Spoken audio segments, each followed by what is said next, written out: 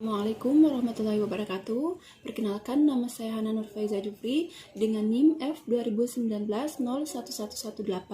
Saya berasal dari kelas C3 Farmasi Universitas Mandala Waluya Kendari.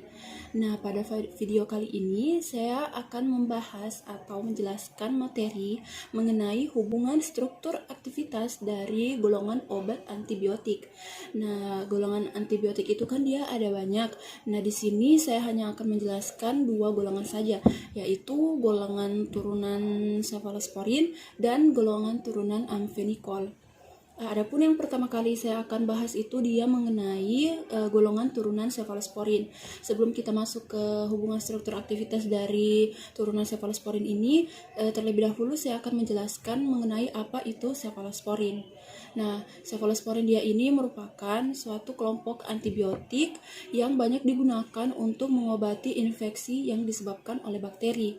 Nah, obat cephalosporin dia ini bekerja membunuh bakteri dengan cara menghambat pembentukan dinding sel yang ada pada bakteri. Perlu diketahui juga bahwa cephalosporin ini merupakan salah satu jenis antibiotik beta-lactam yang berasal dari bakteri spesies Acromonium. Selanjutnya itulah tadi penjelasan singkat mengenai apa itu cephalosporin. Selanjutnya kita beralih ke hubungan struktur aktivitas dari turunan cephalosporin ini. Yang terikat pada posisi 7 atau 3 dari cincin Sevem. Modifikasi substituen pada C3 untuk mendapatkan sifat kimia fisika yang dikehendaki. Modifikasi pada C7D ini dapat mengubah spektrum aktivitas dari cephalosporin tersebut.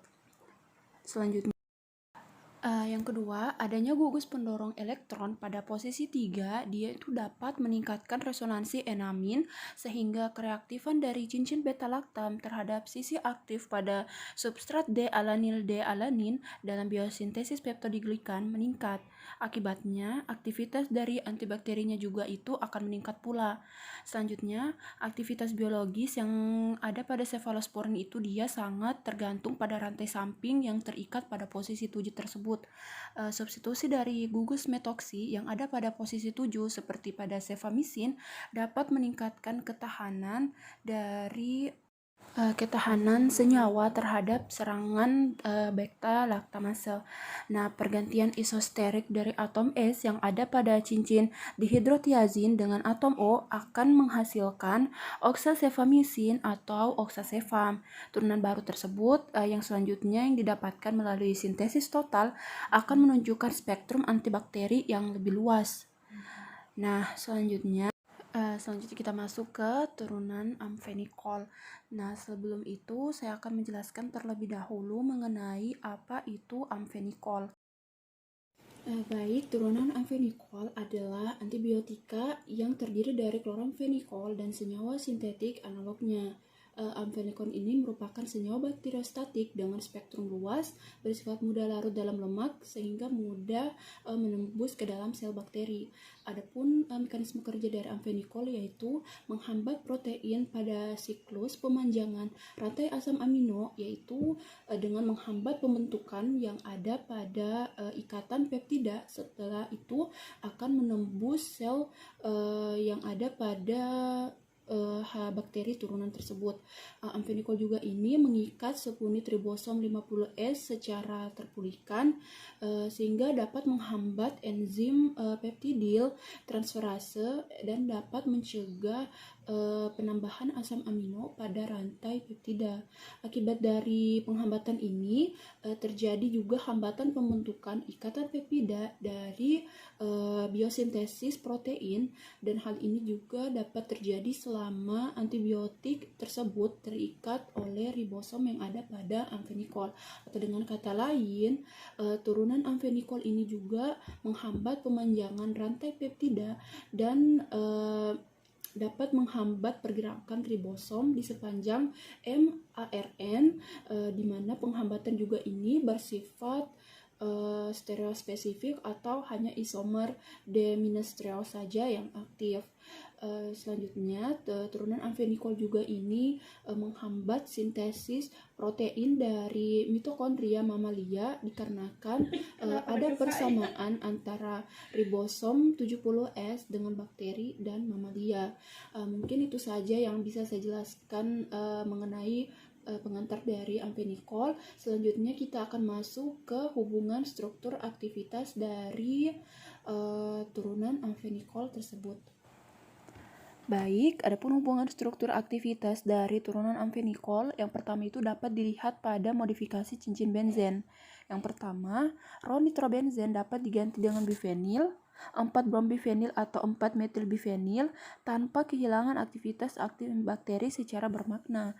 Yang kedua itu penggantian gugus fenil dengan gugus aromatik atau alisiklicain seperti sikloheksil, furil, naftip, piridil, quinolil, dan tienil dapat menghilangkan aktivitas dari turunan amfenikol. Hanya turunan nitrofenil sajalah yang aktif sebagai antibakteri meskipun aktivitasnya itu lebih rendah dibandingkan kloramfenikol. Yang ketiga itu penggantian gugus nitro dengan gugus penarik elektron kuat seperti asetil atau setofenikol atau metisulfonil atau tiamfenikol. Senyawa tersebut dia tetap aktif sebagai antibakteri di mana penggantian dengan substituen lain seperti CN1, CONH2, dan halogen. Gugus tetrasiklik dia ini dapat menghilangkan aktivitas dikarenakan terjadi perubahan dari keelektronegatifan.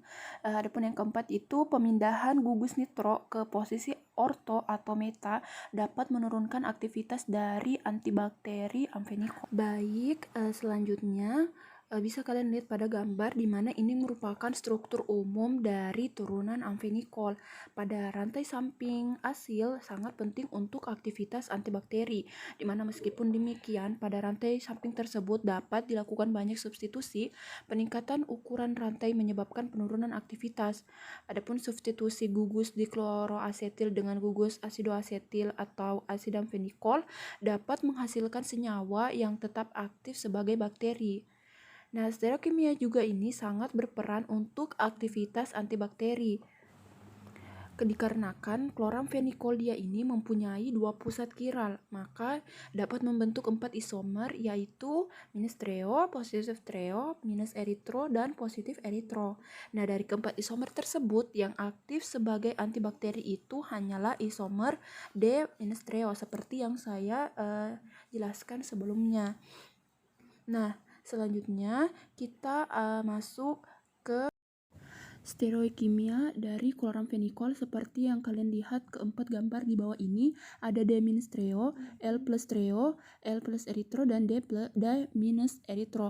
Nah, pada struktur kloramfenikol terdapat 2 buah pusat kiral sehingga mempunyai 4 bentuk stereoisomer. Meskipun demikian, hanya satu bentuk yang aktif yaitu D-trio kloramfenikol, sedangkan bentuk isomer lainnya itu tidak mempunyai aktivitas antibiotika. Nah, kenapa D-trio ini dia mempunyai aktivitas hanya dia saja yang aktif dan mempunyai aktivitas antibiotika? Hal ini dikarenakan isomer yang ada pada struktur ini dia itu memutar bidang cahaya terpolarisasi ke arah kiri sehingga diberi tanda minus. Isomer ini juga diberi nama dengan D dikarenakan huruf D itu berasal dari kata dexter yang artinya kanan, sedangkan pada isomer lainnya dia itu tidak mempunyai aktivitas antibiotika dikarenakan pada isomer dia ini dia memutar bidang cahaya terpolarisasi ke arah kanan sehingga diberi tanda plus. Hal ini juga yang menyebabkan mengapa isomer ini diberi nama dengan L-treo atau L-eritro. Hal ini dikarenakan L-nya ini berasal dari kata Latin levo yang artinya kiri.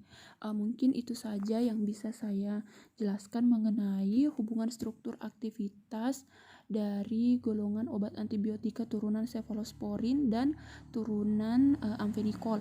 Lebih dan kurangnya mohon dimaafkan. Wabillahi taufik wal hidayah. Wassalamualaikum warahmatullahi wabarakatuh.